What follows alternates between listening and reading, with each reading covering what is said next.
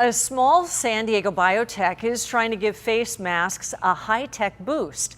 They're working on a mask coated in biological bait to trap the virus, and it's not the only product they're developing. ABC 10 News anchor Derek Stahl goes in depth to explain how it works.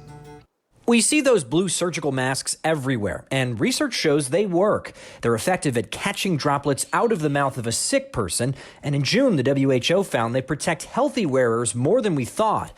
But there's still plenty of room for improvement. These things do catch some things, but not everything. John Huemiller is the CEO of Axum Biotech, a small company in Sorrento Valley that wants to take these masks to the next level by adding biological bait. That's like a mousetrap for the virus. And so what we've developed is a spray where we, in the manufacturing process, we spray that middle layer with a virus-binding protein. They plan to spray masks with synthetic ACE2. ACE2 is a receptor protein found in your body on the surface of cells.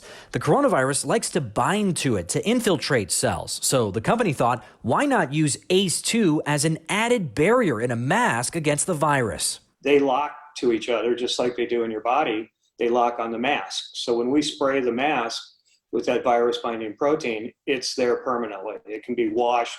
It's not coming off. And that's the whole idea, is to get it to bind to something. Axum's mask is still a ways off from hitting the market and needs to undergo more testing. But the company is using the same technique in another product that's expected to be out soon, a second-generation 10-minute antibody test. It turns out not all antibodies against the coronavirus are the same. Some antibodies stick to the virus but don't actually stop it from hijacking cells.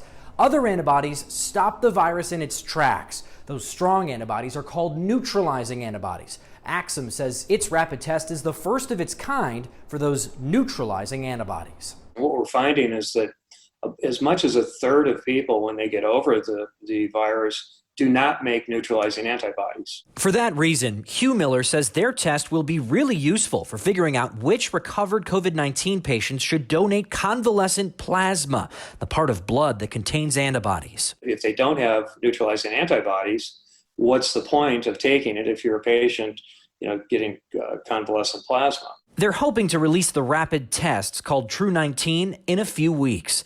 Derek Stahl, ABC 10 News.